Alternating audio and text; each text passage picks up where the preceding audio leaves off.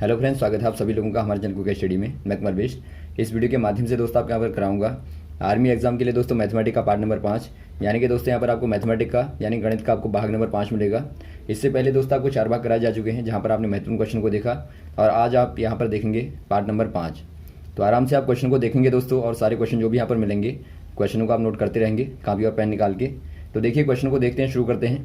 पहला क्वेश्चन यहाँ पर आपको दिखाई देता है 0.03 का 5%, 0.05 का कितना प्रतिशत है। यानी आपको बताना है 5% of 0.03 is what percentage of 0.05। यहाँ पर क्या करेंगे दोस्तों, आपको क्या दिया है, जो क्वेश्चन कहता है वही आपको लगातार करते रहना है। देखिए यहाँ पर आपको कहा गया कि 0.03 का कहने का मतलब है गुणा लगा देंगे आप 5% यानी 5/100। आपको बताना है 0.05 का यानी 0.05 का मतलब गुणा लगा देंगे आप कितना प्रतिशत, कितना की जगह पर आप क्वेश्चन मार्क कर देंगे, या फिर आप दोस्तों यहाँ पर मान लेंगे 100%। 100% मतलब बट्टा 100 क्या होगा, यहाँ पर आप बराबर लगा देंगे। यानी कि आपको बताना है दोस्तों 0.03 का 5%, 0.05 का कितना प्रतिशत होगा। तो यहाँ पर आपने 100 मान लिया, तो 100 को यहाँ पर आपको निकालना है। यहाँ पर देखिए दोनों तरफ दोस्तों यदि आपका हर समान होता है तो आप हरों को काट देते हैं, यानी 100 से 100 आप कैंसिल आउट कर देंगे। तो यहाँ पर क्या बचा आपका 0.03 गुणा 5 बराबर 0.05 गुणा 100 हो गया, और 100 बराबर हो जाएगा 0.03 गुणा 5, पक्षांतर करेंगे तो 0.05 दोस्तों यहाँ पर हर में आ जाएगा, यानी कि भाग में आ जाएगा। तो 0.05 आप नीचे लिखेंगे। अब यहाँ पर देखिए यदि आप कैंसिल आउट करते हैं तो यहाँ पर क्या मिलेगा आपको 3 गुणा 5 बट्टा 5 हो जाएगा, क्योंकि आप देखते हैं दशमलव दोस्तों आपका दो स्थानों पर नीचे भी है ऊपर भी है, तो आप हटा देंगे तो यहाँ पर आपको मिलेगा 3 गुणा 5 बट्टा 5, 5 से 5 कटा, तो 3% यहाँ पर आपको x का मान मिलता है। यानी कि दोस्तों आप कह देंगे 3% होगा ऑप्शन नंबर ए वाला। अगला क्वेश्चन देखिए दोस्तों, यदि पेट्रोल का दाम 25% बढ़ जाता है तो खपत में कितनी कमी करनी होगी ताकि व्यय समान रहे। यानी आपको बताना है the cost of petrol increase by 25%, by what percentage consumption should be reduce to that the expenditure is same. यानी आपको बताना है दोस्तों जो आपका व्यय लगता है वो आपका समान रहना चाहिए, तो आपको खपत में कितनी कमी करनी पड़ेगी। यहाँ पर देखिए जब ये क्वेश्चन आता है दोस्तों, मैंने आपका शुरुआत का जो प्राइस था आप मान लेंगे वो आपका 100% था, वहाँ पर आप देखते हैं कि 8% की बढ़ोतरी होती है। तो यहाँ पर आप देखेंगे खपत में जो कमी करनी पड़ेगी आपको, जो खपत में जो कमी करनी पड़ेगी दोस्तों, या फिर आप कहें जो कंजम्पशन में आपको जो कंजम्पशन में दोस्तों आपको कमी करनी पड़ेगी वो आपका होगा 100 बट्टा जो बढ़ा हुआ है 100 धन आर और गुणा 100 आर कर देंगे आप, तो ये आपका खपत हो जाएगी। यानी खपत में दोस्तों आपको इतना प्रतिशत कमी करनी पड़ेगी। तो यहाँ पर देखिए आर के स्थान पर आपको क्या दिया है 25% दिया है, तो यहाँ पर आप मान को रखेंगे, तो यहाँ पर आप निकाल लेंगे दोस्तों जो बढ़ा हुआ मूल्य है, यानी जो बढ़ा हुआ है वो आपका हो जाएगा 100 धन 25 हो जाएगा, यानी कि 125 हो जाएगा। और यहाँ पर आप देखते हैं जो खपत में कमी करनी है आपको, खपत में जो कमी करनी होगी वो हो जाएगी 100 बट्टा 125 गुणा 25 कर देंगे। और यहाँ पर देखिए काटने पे क्या मिलेगा आपको, यहाँ 5 मिलेगा, यानी 100 बट्टा 5, यहाँ पर आपको 20 मिलेगा, यानी दोस्तों 20 आपको मिलेगा। तो यहाँ पर आप कह देंगे दोस्तों 20% की आपको खपत में कमी करनी पड़ेगी, ऑप्शन नंबर ए वाला। अगला क्वेश्चन देखिए दोस्तों, एक घनाभाकार बर्तन की भुजा 4 मीटर है, उसमें लंबी से लंबी रॉड की लंबाई क्या होगी जिसे उसमें रखा जा सके। यानी आपको बताना है the length of a side of a cubical vessel is 4 metre, what is the longest possible rod that can be kept within the vessel. दोस्तों यहाँ पर देखिए वेसल जो आपके पास में है, जो बर्तन है दोस्तों घनाकार है, यानी एक प्रकार से दोस्तों क्यूबिकल है।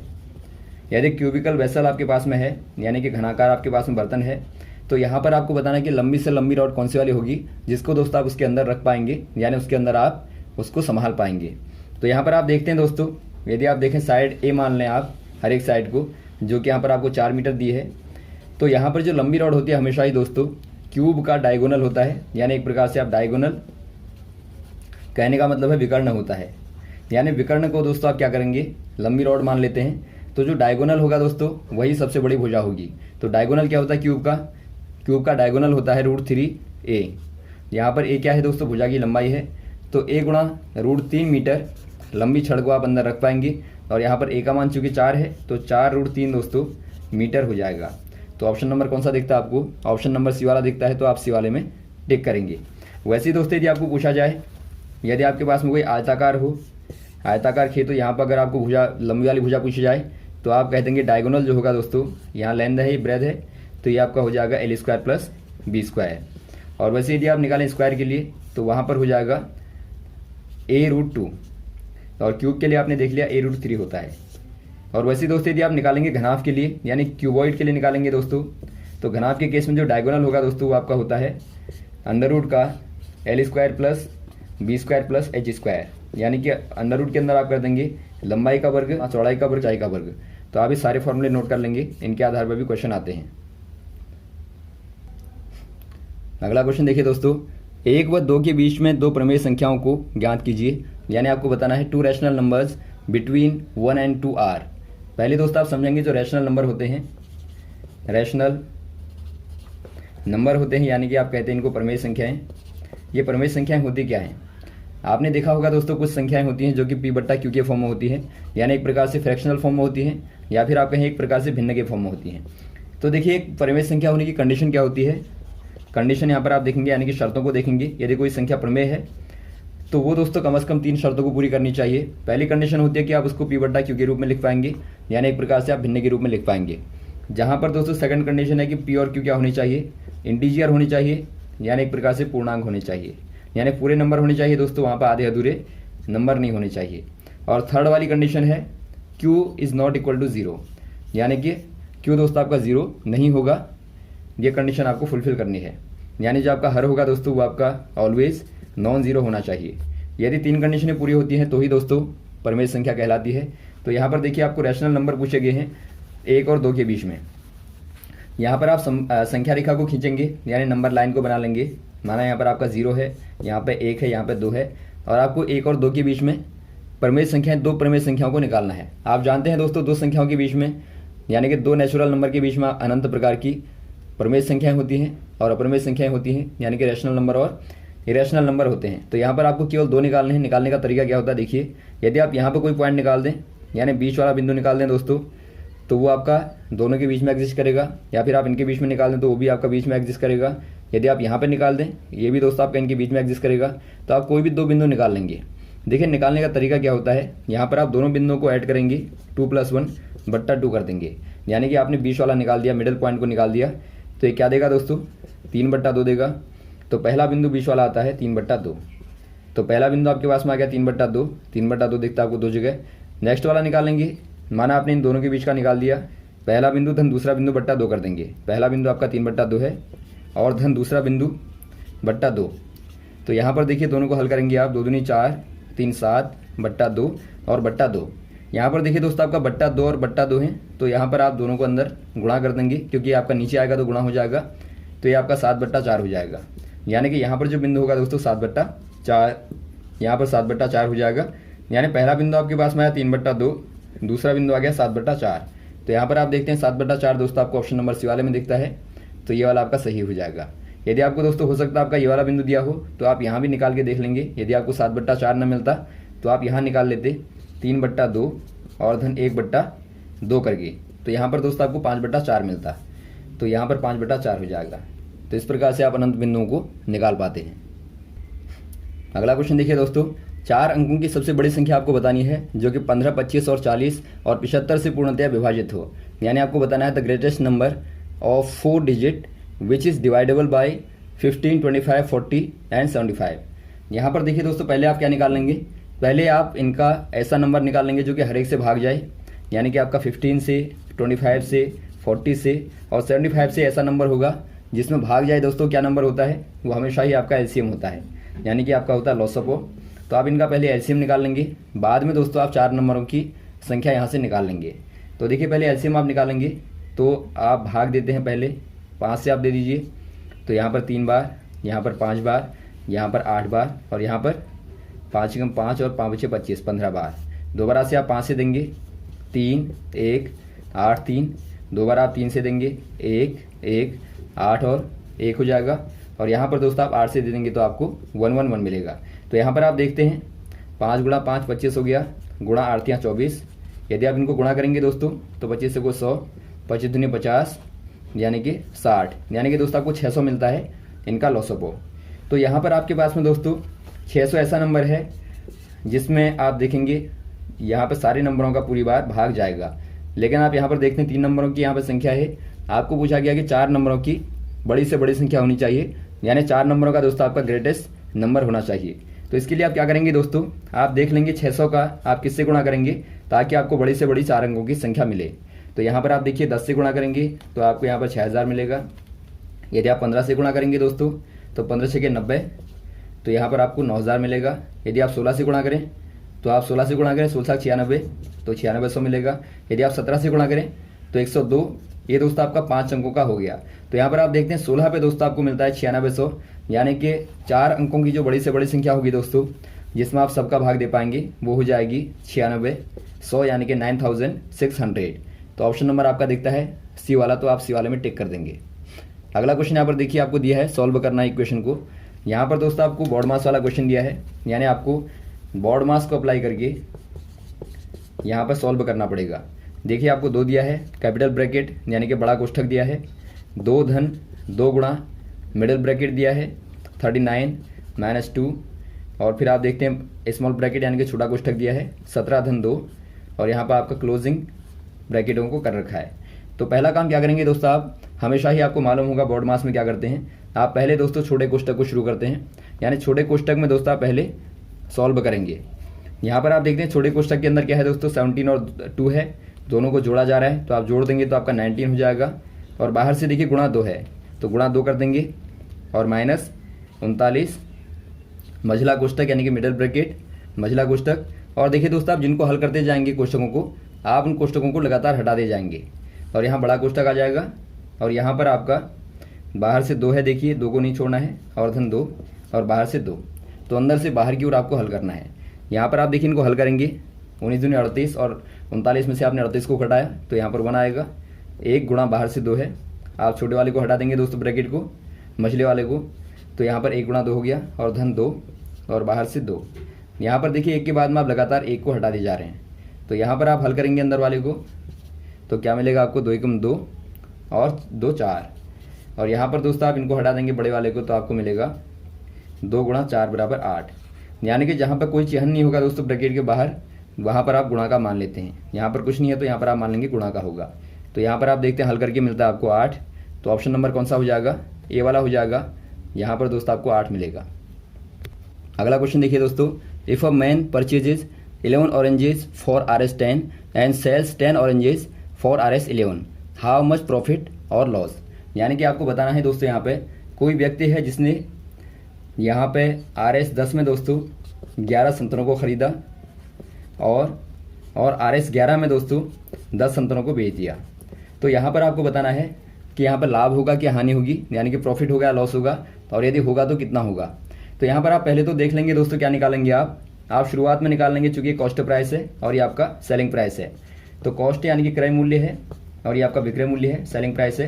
पहले आप निकाल लेंगे दोस्तों एक संतरे का कॉस्ट प्राइस, यानी कि आप निकालेंगे एक संतरे का यानी ऑरेंज का दोस्तों जो क्रय मूल्य है, यानी कि जो कॉस्ट प्राइस है क्या हो जाएगी। यदि 11 संतरों की दोस्तों आपका 10 रुपया है तो एक संतरे का क्या हो जाएगा 10/11, तो इतना रुपया हो जाएगा।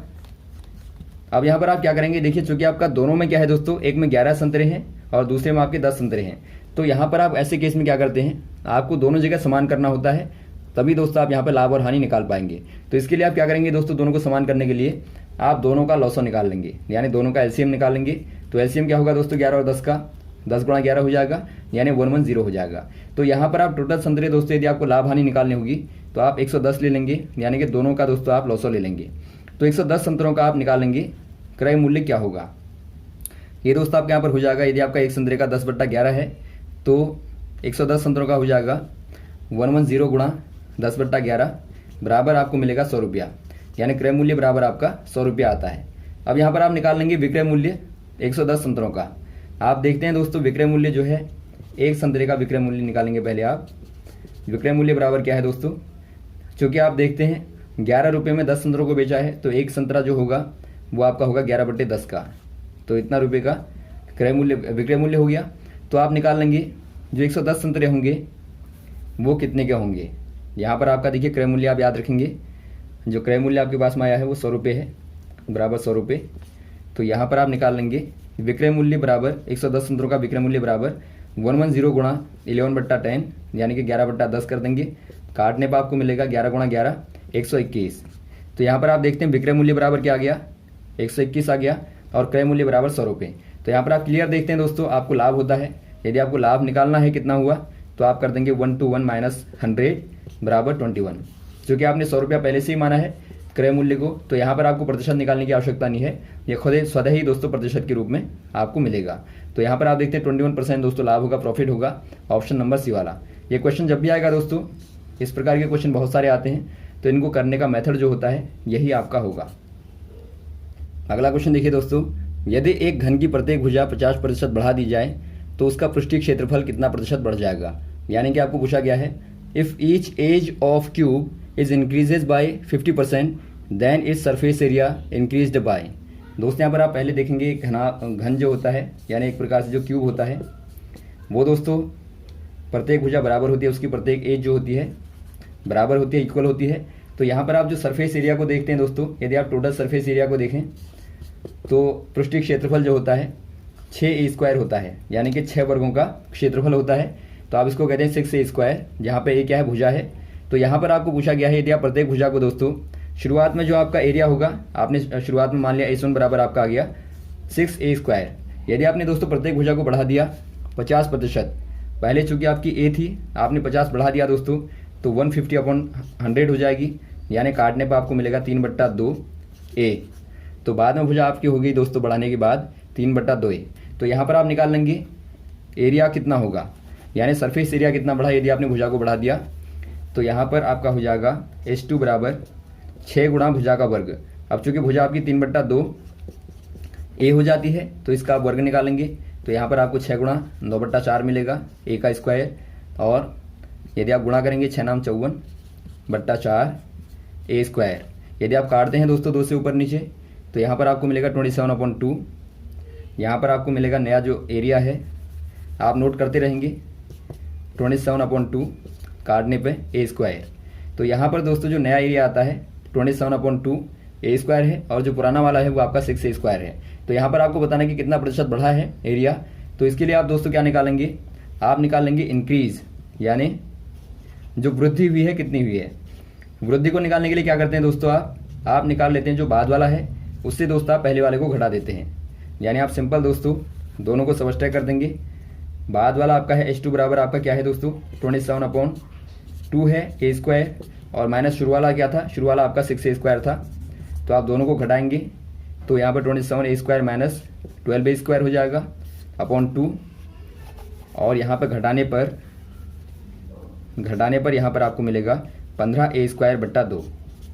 तो यहाँ पर आप देखते हैं बाद वाला जो फाइनली एरिया आया दोस्तों वृद्धि का, वो आपका मिलता है, वृद्धि का जो मिलता है आपको 15/2a²। तो यहाँ पर आप चूंकि दोस्तों वृद्धि का प्रतिशत निकालना है, यानी कि कितना प्रतिशत बढ़ा हुआ आपको निकालना है। तो क्या कर देंगे आप यहाँ पे, वृद्धि प्रतिशत बराबर जो आपने इंक्रीज निकाला है, जो वृद्धि निकाली है 15/2a² बट्टा जो शुरुआत में था 6a² गुणा 100 कर देते हैं। ये बिल्कुल आपका वैसे ही है दोस्तों जैसे आप लाभ निकालते हैं। लाभ प्रतिशत बराबर क्या होता है, लाभ प्रतिशत बराबर लाभ बट्टा क्रय मूल्य गुणा 100 होता है। वैसे यहाँ पर आपको करना है वृद्धि प्रतिशत बराबर वृद्धि बट्टा जो मूल था गुणा 100। तो यहाँ से a² कैंसिल आउट हो जाता है, और यहाँ से आप निकालेंगे तो 3 से आप काट देंगे, 3 मुझे 15, 3 दूनी 6, और 2 नीचे गुणा करेगा दोस्तों। तो यहाँ पर आपको मिलेगा एक प्रकार से 5/4 गुणा 100, और यहाँ पर आप काटने पर क्या मिलेगा आपको दोस्तों, 4 से आप काटेंगे 25 मिलेगा। तो 25 गुणा 5 करेंगे तो आपको मिलेगा 125, यानी 125%। यानी कि दोस्तों यदि आप प्रत्येक भुजा को 50% बढ़ा दें तो जो एरिया होगा वो आपका 125% बढ़ जाएगा। तो ऑप्शन नंबर कौन सा दिखता है आपको, बी वाला दिखाई देता है, तो आप बी वाले में टिक कर देंगे। आपको जब भी दोस्तों बढ़ोतरी निकालनी होगी तो आप यही काम करेंगे, पहले आप शुरुआत वाला ले लेंगे, बाद में आप उसकी वृद्धि को निकालेंगे, तो उसका आप प्रतिशत निकाल देंगे। अगला क्वेश्चन देखिए दोस्तों, यदि एक वृत्त की त्रिज्या को 1 सेंटीमीटर बढ़ा दें तब वृत्त की नई परिधि व नए व्यास का जो अनुपात होगा क्या होगा। यानी आपको बताना है, if the radius of a circle is increased by 1 centimetre then ratio of new circumference and new diameter. यहाँ पर देखिए दोस्तों, आप सर्कल जानते हैं, एक वृत्ताकार जो पथ होता है, एक पॉइंट से आप लगातार डेस्टिनेशन पे दोस्तों क्या ले लेते हैं, पॉइंटों को लेते हैं, तो आपको सर्कल मिलता है। तो सर्कल की दोस्तों आपको रेडियस माना आर दी है, तो यहाँ पर जो सर्कमफ्रेंस हो जाएगी, परिधि जो होगी क्या होती है, परिधि बराबर होती है किसी भी वृत्त की 2 पाई आर, और डायमीटर यानी कि डायमीटर कहने का मतलब है व्यास बराबर क्या होता है दोस्तों, त्रिज्या का दोगुना होता है, यानी कि 2r होता है। तो यहाँ पर आपको शुरुआत में तो ये है, बाद में बढ़ाने के बाद में माना आपने 1 सेंटीमीटर को बढ़ा दिया, पहले r थी दोस्तों, 1 सेंटीमीटर बढ़ाने के बाद क्या हो जाएगी, ये हो जाएगी r+1। तो यहाँ पर आपको निकालना है सर्कमफ्रेंस। सर्कमफ्रेंस बराबर क्या हो जाएगा दोस्तों, 2 पाई r होता है, त्रिज्या यहाँ पर आपका r+1 है, तो आप 2 पाई r+1 कर देंगे। और डायमीटर बराबर क्या हो जाएगा दोस्तों, 2r होता है, यानी कि दोगुना त्रिज्या होता है, तो यहाँ पर त्रिज्या चूंकि r+1 है, तो दोगुना r⁻1 कर देंगे। दोनों का आपको अनुपात निकालना है, यानी कि रेशियो निकालना है। तो रेशियो बराबर क्या हो जाएगा, यहाँ पर देखिए आपको दिया है परिधि बट्टा निकालना आपको व्यास, तो बराबर हो जाएगा दोस्तों 2 पाई r+1 बट्टे 2r+1। तो यहाँ पर देखिए r+1 से r+1 कैंसिल आउट हो जाएगा, 2 से 2 कैंसिल आउट हो जाएगा, तो बराबर आपको मिलेगा दोस्तों पाई ऊपर मिलेगा और नीचे आपका 1 बचा, तो पाई बट्टा 1, या फिर आप कहें पाई रेशियो 1 आपको मिलेगा। तो ऑप्शन नंबर कौन सा दिखता है आपको, ऑप्शन नंबर ए वाला दिखता है, तो ए वाले में आप टिक कर देंगे। तो यहाँ तक दोस्तों आप क्वेश्चन को तैयार करेंगे, बाद में इस प्रकार से आपको लगातार क्वेश्चन को बताते रहेंगे। ओके थैंक्स, वीडियो अच्छा लगा तो आप जरूर लाइक करें, शेयर करें। जय हिंद, जय भारत।